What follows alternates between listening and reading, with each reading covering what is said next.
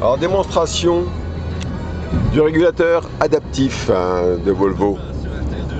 Alors, on peut couper déjà la musique, on la remettra plus tard. On appuie simplement sur donc, la touche régulateur, ça s'affiche donc sur le compteur. Ensuite, je règle la vitesse. Donc je dis oui, je donne 105, on va dire quoi, 110, puisqu'ici je crois que c'est limité à 110 km/h.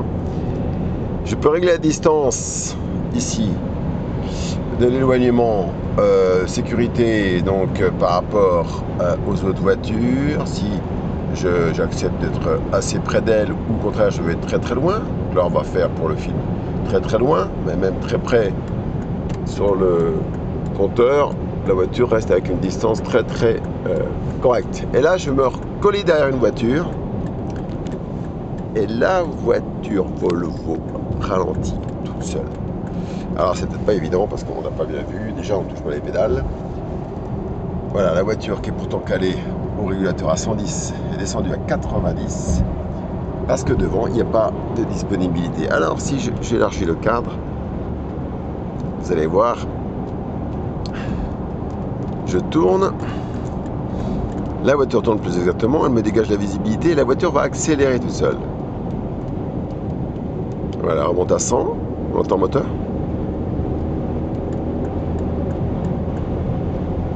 Il n'y a personne devant, elle remonte à 110. Elle s'apprête à doubler les voitures. Et si je recolle derrière, la voiture freine toute seule encore une fois, puisque je ne touche pas du tout les pédales. Un chauffard qui nous double, comme il se doit. Et on se cale à 90 dans le flux.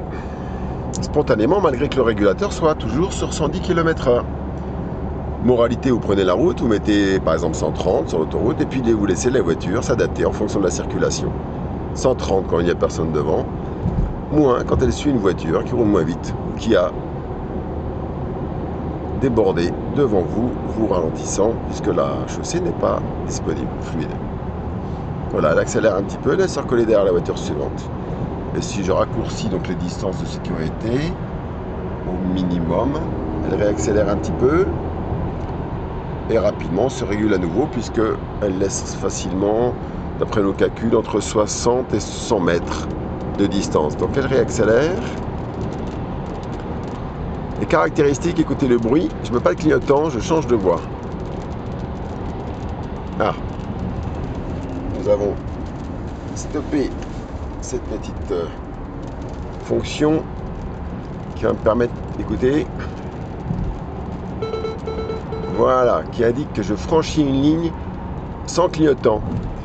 Donc la voiture m'alerte de peur que ce soit une distraction, un endormissement. Là encore une chose, vous voyez, par exemple là, beaucoup de trafic, il pleut, les voitures se croisent. Je suis toujours au régulateur. Toujours sur 110 km/h, mais la voiture se cale par rapport à la circulation. Elle freine, elle accélère, je m'occupe de rien. Risque de carambolage, pour moi, nul. Parce que pour l'avoir testé, je peux vous dire que la voiture est capable de freiner très très fort, et plus fort que moi, que nous, si jamais il y avait un ralentissement très brutal devant moi. Et avant même peut-être que je m'en rende compte. Donc entre la signalisation d'un franchissement de ligne blanche, d'une ligne, écoutez, voilà. Ce qui ne serait pas le cas si je mettais le clignotant. Retour dans l'autre sens, avec clignotant. Il n'y a pas de bruit. Si je m'approche de la ligne blanche de gauche, là, enregistrer le clignotant peut-être trop longtemps. Alors ce que dommage par contre sur celle-ci, c'est que les essuie-glaces ne se mettent pas en route automatiquement, les phares non plus. Je refranchis et la voiture se cale, ralentit. Elle perd presque 20 km/h. La chaussée est dégagée. Elle rétrograde même. Hein, elle réaccélère franchement. Toujours en boîte automatique. Si je passe la ligne blanche, elle klaxonne. Elle me le signale. Et voilà comment je peux circuler avec une assistance très importante. Également, vous avez pu voir ce qu'il appelle ici le bliss, c'est-à-dire qu'il y a également des détecteurs qui m'alertent quand un véhicule, une moto, un vélo, un piéton se retrouve dans mon angle mort. Donc assistance à la conduite assez perfectionnée sur ces Volvo. Et à vrai dire, pour l'avoir testé sur 2000 km, c'est un vrai bonheur.